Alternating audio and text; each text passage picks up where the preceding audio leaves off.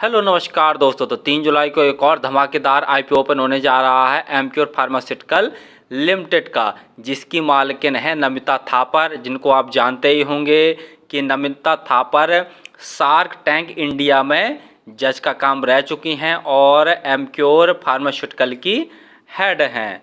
तो देखेंगे हम कंपनी के काम के बारे में, उसके बाद देखेंगे आईपीओ डिटेल, कंपनी के फाइनेंशियल कैसे हैं, ग्रे मार्केट में डिमांड कैसी चल रही है, और अंत में बताएंगे अपना व्यू कि इस आईपीओ में अप्लाई करना है जिसको अवॉइड करना। तो सबसे पहले देख ले रहे हैं हम कंपनी के काम के बारे में। एमक्योर फार्मास्यूटिकल्स लिमिटेड की स्थापना 1981 में हुई थी। यह कंपनी इंडिया में कई प्रकार के फार्मास्यूटिकल प्रोडक्ट बनाती है। इंडिया में देख ले जाए तो लगभग 13वें स्थान पर इस कंपनी को रखा गया है, यानी भारत की 13वीं सबसे बड़ी फार्मा सेक्टर की कंपनी है। और HIV एंटी वायरल तथा गायनोकोलॉजी एंटीवायरल के मामले में देख लिया जाए तो यह भारत की सबसे बड़ी कंपनी है। एमक्योर फार्मास्यूटिकल की भारत में 13 मैन्युफैक्चरिंग यूनिट हैं और कंपनी कई प्रकार के प्रोडक्ट जैसे टैबलेट्स, लिक्विड्स, इंजेक्शन और भी कई प्रकार के जो फार्मास्यूटिकल प्रोडक्ट्स होते हैं उनका कंपनी मैन्युफैक्चर करती है। तो कंपनी का काम तो आपको समझ में आ गया होगा। और आईपीओ डिटेल जानने से पहले आप हमारे चैनल को सब्सक्राइब जरूर कर लें ताकि आपको समय समय पर आईपीओ संबंधी जानकारी तथा एसएमई आईपीओ संबंधी जानकारी मिलती रहे। तो चलिए देख ले रहे हम आईपीओ की डिटेल के बारे में। आईपीओ 3 जुलाई को ओपन होने जा रहा है, 5 जुलाई तक ये ओपन रहेगा। प्राइस बैंड 960 रुपये से 1008 रुपये रखा गया है, तो हमें हायर प्राइस बैंड पर ये अप्लाई करना है 1008 रुपये भरकर। लॉट साइज 14 शेयरों का रखा गया है। टोटल यूज साइज 1952.03 करोड़ का रखा गया है, जिसके तहत ये 800 करोड़ के फ्रेश इशू अर्थात नए शेयर जारी कर रही है। बाकी 1152.03 करोड़ के ऑफर पर फैल हैं अर्थात प्रमोटर्स अपनी होल्डिंग बेचकर निकल रहे हैं। और एम्प्लॉय के लिए 90 रुपये पर शेयर डिस्काउंट रखा गया है।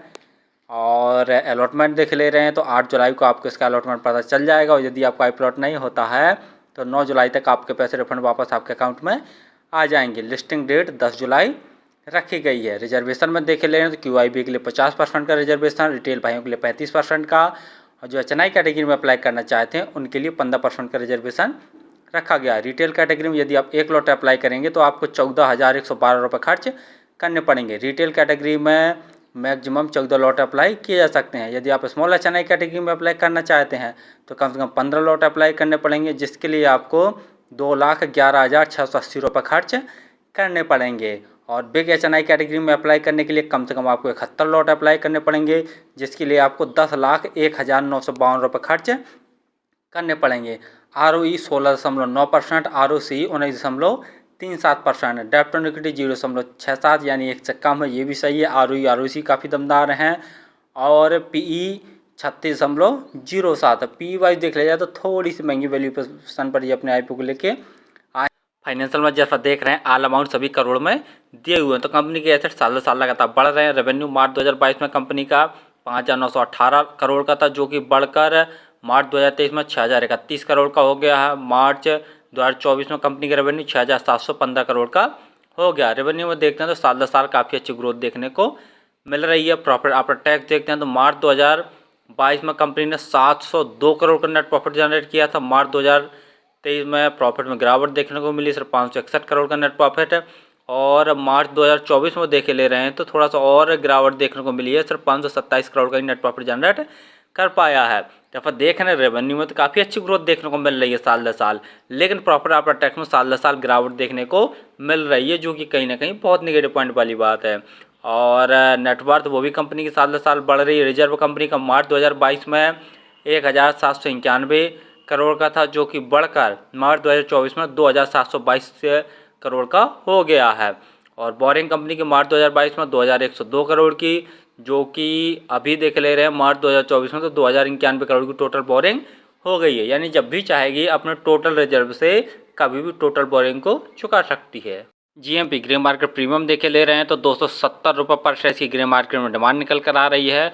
और 14 शेयरों का एक लॉट है, तो 270 गुणे 14 करके देखते हैं तो एक लॉट में 3,780 रुपये जैसा प्रॉफिट निकल कर आ रहा है। परसेंट वाइज देख लिया जाए तो लगभग 26-27% जैसा प्रॉफिट निकल कर आ रहा है। तो जैसा नाम से ही समझ में आ रहा होगा कि एमक्योर फार्मास्यूटिकल लिमिटेड एक फार्मा सेक्टर की कंपनी है, जिसका बता ही दिया है कि इंडिया में 13 रैंक है और HIV एंटीवायरल और गायनोकोलॉजी एंटीवायरल में देख लिया जाए तो ये इंडिया की नंबर 1 कंपनी है।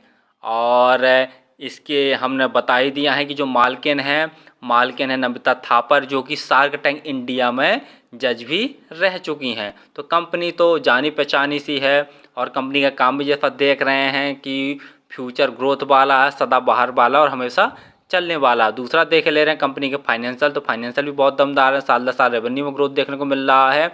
लेकिन प्रॉफिट आफ्टर टैक्स में साल दर साल गिरावट देखने को मिल रही है, जो कि बहुत नेगेटिव पॉइंट वाली बात है।